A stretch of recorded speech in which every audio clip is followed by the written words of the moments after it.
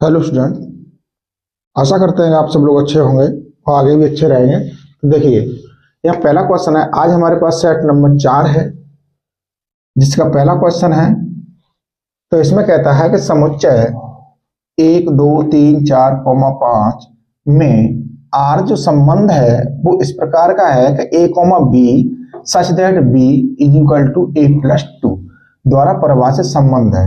तो अब इसमें पूछ रहा है कि स्वतुल्य और सममित नहीं है किंतु संक्रामक है, स्वतुल्य और संक्रामक नहीं किंतु सम्मित है, और सम्मित और संक्रामक नहीं किंतु स्वतुल्य है, स्वतुल्य नहीं, सम्मित नहीं और नहीं संक्रामक है। देखिए इसमें जो दे रखा है, तो सबसे पहले हमारे को क्या दे रखा है बेटा, ए समुच्चय दे रखा है 1 2 3 4 5।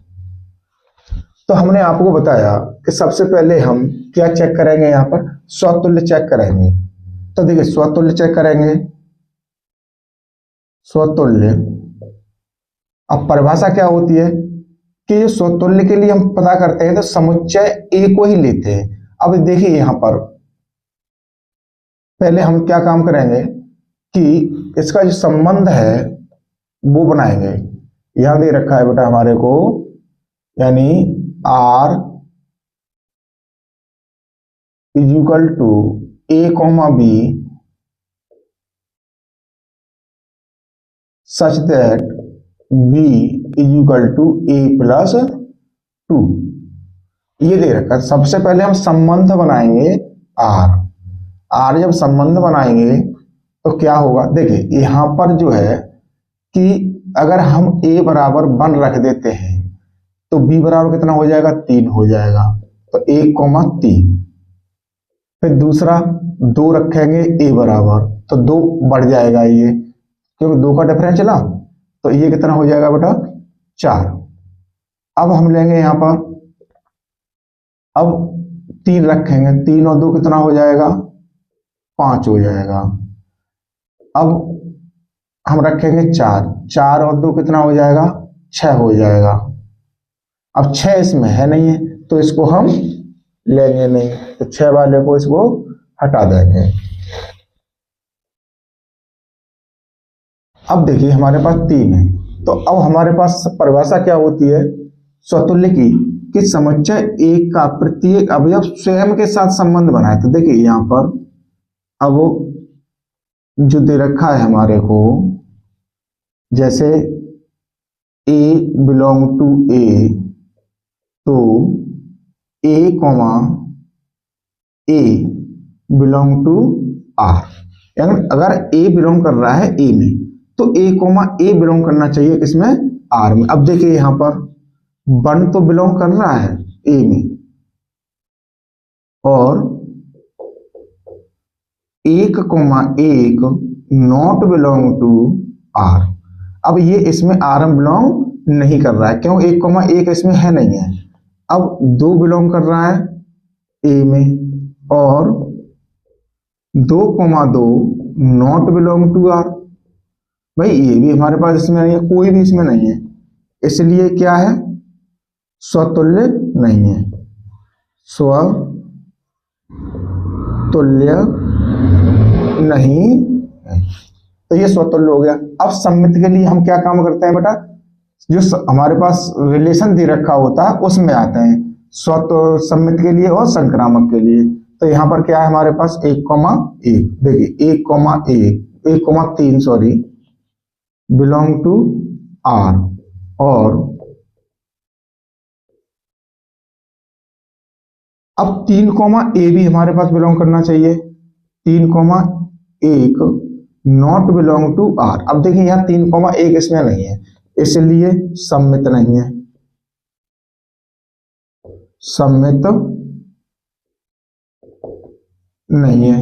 अब संक्रामक के लिए अगर देखते हैं, हम यहां पर क्या है संक्रामक के लिए, 1,3 बिलोंग टू आर, और अब 3 कॉमा, अब देखिए 3 कॉमा यहाँ 5 है हमारे पास, तो 5 तो बिलोंग कर रहा है, यहां तक तो सही है, belong to R, imply that.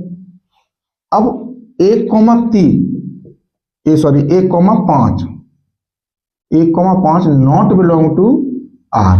अब 1,5 कहीं इसमें हमें दिखाई नहीं दे रहा, तो ये क्या है, संक्रामक नहीं है, इसलिए संक्रामक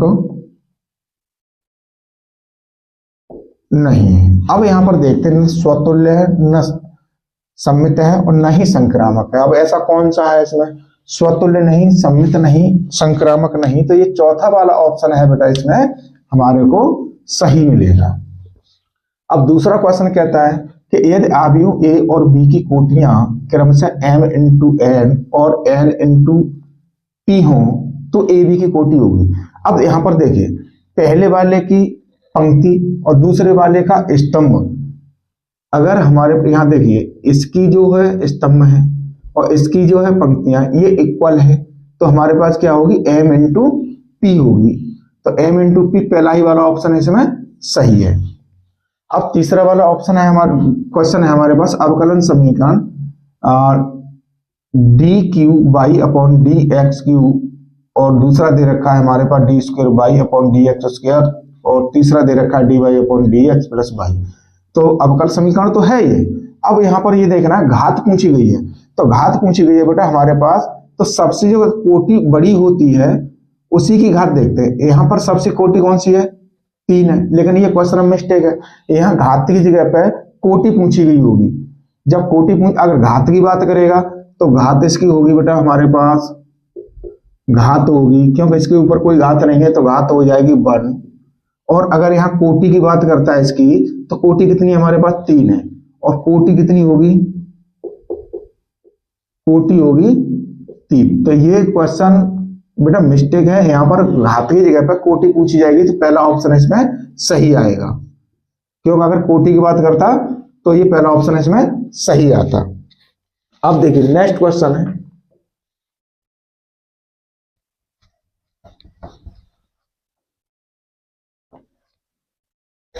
अब नेक्स्ट क्वेश्चन में कहता है कि सदिश, देखिए इस सदिश को मान लेते हैं बेटा हम v मान लेते हैं, माना v इज इक्वल टू, जो सदिश दे रखा है इसको मान लिया हमने i plus j minus 2k, ये मान लिया। अब इसने पूछा है दिक् को अज्ञात पूछी गई है, तो सबसे पहले हम मोड निकाल लेंगे किसका, b का मोड निकालेंगे, तो इसका गुणांक कितना हो गया बेटा हमारे पास 1 का स्क्वायर प्लस j का गुणांक 1 है तो 1 का स्क्वायर प्लस माइनस 2 का स्क्वायर, तो ये कितना हो गया 1 plus 1 plus 4 is equal to कितना हो गया √6। अब हमारे पास L क्या होगा, L होगा बेटा a अपॉन मोड b। अब a कितना है हमारे पास, यानी i का गुणांक कितना है 1, तो 1 अपॉन √6। m क्या होगा, यानी b अपॉन मोड b। अब b कितना है हमारे पास 1 है, तो 1 अपॉन √6। अब n क्या है हमारे पास, यानी यहाँ -2 है, -2 अपॉन √6। ये हमारे पास कोटियां होंगी इसकी, यानी L हो गया, M हो गया, N हो गया, यानी 1/√6, 1/√6 और तीसरी वाली है -2/√6। तो देखिए कौन सा वाला इसमें ऑप्शन मिल रहा है बेटा हमारे को, दूसरा वाला। इसमें ऑप्शन कौन सा है, दूसरा वाला हमारे पास सही मिल रहा है, यानी 1/√6, 1/√6 और -2/√6। अब देखिए यहाँ पर तीसरा अंगा वाला क्वेश्चन दे रखा है, इसमें भी क्या दे रखा है, ये कह रहा है यदि R स्टार सभी शून्येतर वास्तव, शून्येतर का संबंध जानते हो, यानी शून्य नहीं है इसके अंदर, इसने शून्य को हटा दिया है, यानी R जो संबंध दे रखा है इससे शून्य हटा हुआ है, वास्तविक संख्याओं का समुच्चय है, तो f(x) is equal to 1/x द्वारा परिभाषित प्रतिचित्रण यहां दे रखा है, दिया है f such that R star ten to R star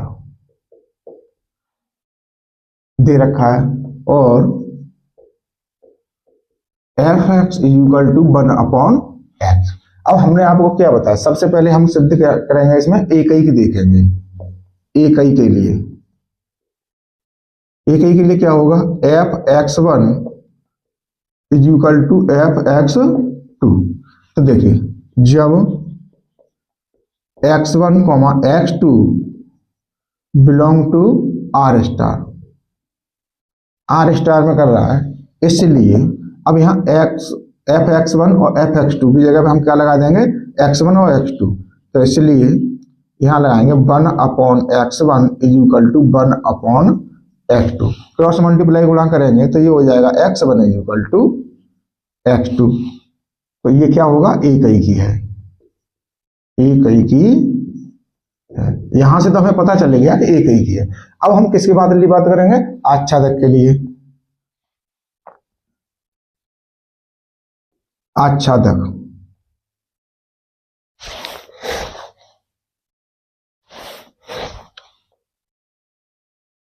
आच्छादक के लिए चेक करेंगे तो बेटा होता क्या है आच्छादक के लिए, F x is equal two by रख देते हैं। अब एफ एक्स की वैल्यू क्या है हमारे पास, वन अपॉन एक्स है, one upon x is equal two by.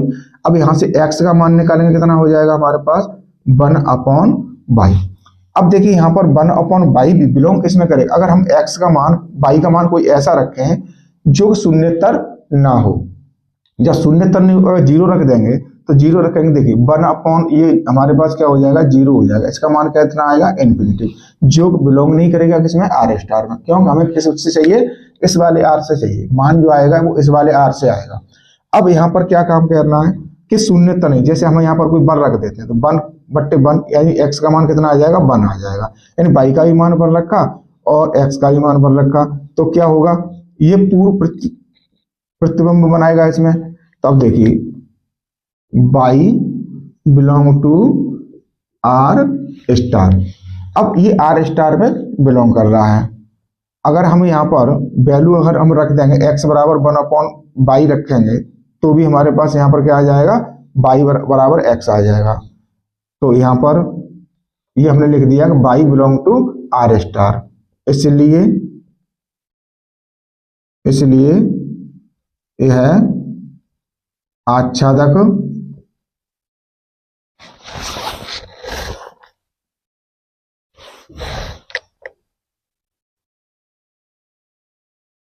आच्छादक है। तो देखिए ये हमारे पास एकई की भी हो गया और आच्छादक भी हो गया। तो इसमें देखते हैं कि एकई की और आच्छादक दोनों हैं। तो पहला ही वाला ऑप्शन इसमें बेटा हमारे को सही मिल रहा है, तो पहला वाला ऑप्शन इसमें सही होगा। अब देखिए बेटा क्वेश्चन नंबर 2 का है, यहां दे रखा है कॉस इनवर्स कोष्टक में minus one upon root two का मुख्य मान ज्ञात कीजिए। तो देखिए यहां पर दे रखा है बेटा हमारे पास cos inverse minus one upon under root two का मुख्य मान हमें ज्ञात करना है। तो ये माइनस का दे रखा है, इसको क्या करना है, सबसे पहले हमें प्लस का बनाना है। कॉस जो दे रखा है तो इसको क्या लिख देते हैं हम, पहले आपको बता दें, इसको हटाते हैं। इसको जब प्लस का बनाना है तो क्या करना है, क्योंकि कॉस आपको पता है cos minus theta is equal to क्या होता है, कॉस थीटा होता है। तो इसीलिए यहां पर क्या करेंगे, pi minus cos inverse one upon under root two हो जाएगा। ये इसको धनात्मक बना दिया। अब पाई माइनस, अब कॉस में वन अपॉन रूट टू कितने का मान होता है, पाई अपॉन 4 का मान होता है। इसके नीचे एक मान लेंगे, एलसीएम कितना हो जाएगा 4, तो 1 का भाग 4 में देंगे 4 बच जाएगा, 4 का गुणा पाई में करेंगे कितना हो जाएगा 4 पाई माइनस पाई। अब ये कितना हो गया बेटा 3 पाई अपॉन 4। ये मुख्य मान कितने का होगा, 3 पाई अपॉन 4 का होगा। कौन सा वाला, का वाला। अब देखिए यहां पर नेक्स्ट क्वेश्चन है,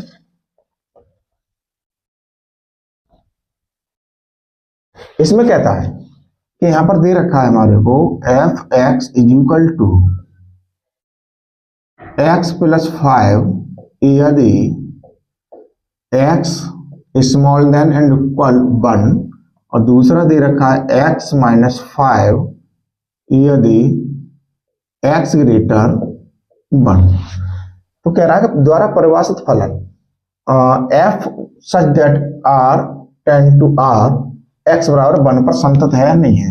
तो देखिए एक्स बराबर 1 पर मान, सबसे पहले मान ज्ञात करेंगे इसका। तो देखिए यहाँ पर क्या दे रखा है, x के बराबर भी है, तो बराबर के लिए हमारे पास यही वैल्यू आएगी। तो यहाँ निकालेंगे f1 is equal to 1 plus 5 is equal to कितना हो गया 6। अब निकालेंगे हम LHL किस पर, x बराबर 1 पर है। तो यहाँ क्या लिखेंगे, limit x tend to 1 negative fx is equal to, अब वैल्यू हमारे पास छोटे के लिए यही आएगी, क्या आएगी, limit x tend to 1 negative और x प्लस 5। अब यहां पर हम लिमिट लगा देंगे तो ये कितना हो जाएगा 1 प्लस 5 इज इक्वल टू 6, यानी LHL आ गया। अब देखिए यहां पर RHL, अब इसको निकालेंगे तो limit x tend to 1 positive fx। अब देखिए बड़े के लिए क्या होगा, अब ये बड़ा है, RHL के लिए निकाल रहे हैं, तो ये 1 से बड़ा है, तो ये हमारी नीचे वाली वैल्यू आ जाएगी हमारे पास, limit x tend to 1 positive, ये होगा बेटा हमारे पास x माइनस 5। अब इसमें हम लिमिट रखेंगे, तो लिमिट रखेंगे तो 1 माइनस 5 हो जाएगा, कितना आ गया माइनस का 4। अब आपको यहाँ देखने से पता चल रहा होगा कि LHL की वैल्यू और RHL की वैल्यू इक्वल नहीं है। अब देखिए यहाँ पर LHL not is equal to RHL, इसलिए फलन x बराबर 1 पर संतत नहीं है। तो हमने पता कर लिया कि बेटा ये संतत नहीं है, तो ये वाला ख वाला हमारे पास क्लियर हो गया। अब देखिए नेक्स्ट क्वेश्चन, ये एक एक नंबर एक क्वेश्चन है बेटा, मन समझ लेना इसको, दो दो नंबर एक क्वेश्चन। अब देखिए यहाँ पर क्या रहा है, ग वाले में यहां दे रखा है x का क्यू पावर में e की पावर x की पावर 4 dx।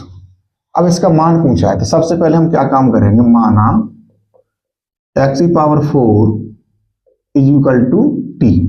तो अब इसका हम क्या करेंगे, अवकलन करेंगे, तो 4x क्यू पावर में हो जाएगा, क्यों x की पावर n का वाला फॉर्मूला लगेगा, तो n माइनस 1 वाला फॉर्मूला हो जाएगा ये, dx is equal to dt। अब यहां से dx का मान निकालेंगे तो क्या हो जाएगा बेटा, dt अपॉन 4x की पावर t।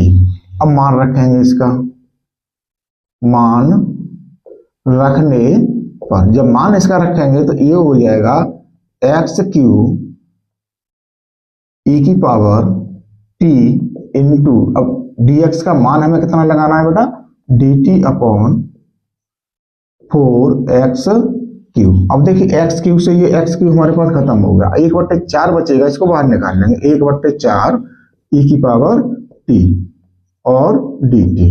अब इसका समाकलन करेंगे तो ये हो जाएगा 1/4 e की पावर t का e की पावर t होता है प्लस c। अब t का यहाँ मान लगा दो, तो 1/4 e की पावर, अब कितना माना था हमने, 4 माना था, प्लस c। यही इसका जो आंसर है वो क्लियर हो गया, कौन से वाले का, ग वाले का। अब देखिए नेक्स्ट क्वेश्चन हमारे पास घा बचा हुआ, ऐसे कर लेते हैं। अब इसमें कहता है, अब यहां पर दे रखा है हमारे को, दिया है पीवी इज इक्वल टू 9/13 और P A intersection B is equal to 4/13। अब पूछा क्या गया है, P A upon B equal to what, एन पूछा गया। अब इसका फॉर्मूला क्या होता है हमारे पास, P A upon B is equal to P A intersection B upon, अब किसकी वैल्यू आएगी, यहाँ पी की वैल्यू आएगी। तो देखिए यहाँ पर जो वैल्यू हमारे पास दे रखी है, तो इंटरसेक्शन वाली वैल्यू कितनी, 4/13, और नीचे पीवी की वैल्यू कितनी है हमारे पास, 9/13। अब पहली चौथी और दूसरी तीसरी, तो ये हो जाएगा 4 × 13/13 × 9, तो इससे ये 13 से 13 कट गया, तो P A upon B is equal to 4/9। इसका आंसर कितना हो गया बेटा हमारे पास, 4/9 हो गया। अब है देखिए हमारे पास अंगा वाला क्वेश्चन। अब अंगा वाले क्वेश्चन में क्या कहता है, यहां दे रखा है, दिया है ए सदिश जो है 1 प्लस आई प्लस 2j और बी सदिश दे रखा है बेटा हमारे को 2i प्लस j। अब इसमें मोड की बात की तो सबसे पहले हम निकालेंगे मोड ए निकालेंगे तो कितना हो जाएगा ये अंडर रूट में आई का गुणांक कितना है 1 तो 1 का स्क्वायर प्लस जे का गुणांक कितना है 2 तो 2 का स्क्वायर तो कितना हो गया बेटा 1 plus 4 is equal to under root 5। अब ऐसे ही हमें बी निकालना है तो बी का आई का गुणांक कितना है 2 का स्क्वायर प्लस जे का गुणांक कितना है 1 का स्क्वायर इस पर चढ़ाएंगे रूट तो कितना हो गया 4 plus A is equal to under root 5। अब इसने क्या पूछा था कि देखिए यहां कहा इसने under mod A is equal to mod B तो यहां लिखेंगे इसलिए सदिश ए का मोड बराबर सदिश बी का मोड है, ये तो बराबर है। ठीक है, अब दूसरी बात करता है क्या सदिश ए और बी समान है तो यहां लिखेंगे सदिश ए और बी समान नहीं है क्योंकि अब देखिए सदिश ए में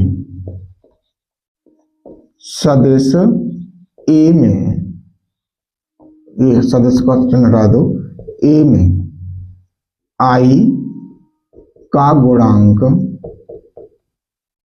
अब आई का गुणांक कितना है बेटा हमारे पास 1 और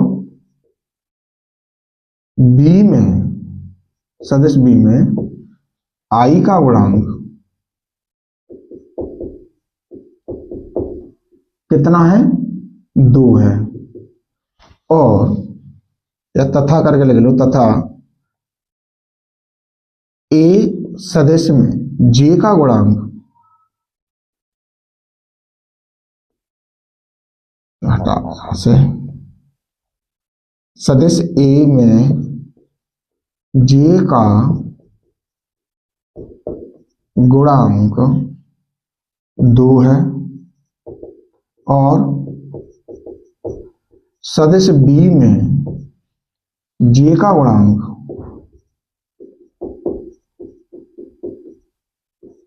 जे का गुणांक 1 है।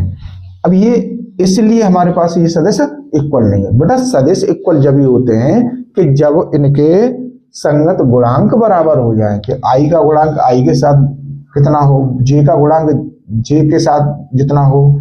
तो अब इसमें अलग अलग है इसलिए ये क्या है इक्वल नहीं है। तो ये देखिए सभी क्वेश्चन हमारे पास क्लियर हो गए। तो उम्मीद करते हैं बेटा कि हमारा पढ़ाना आपको अच्छा लगा होगा।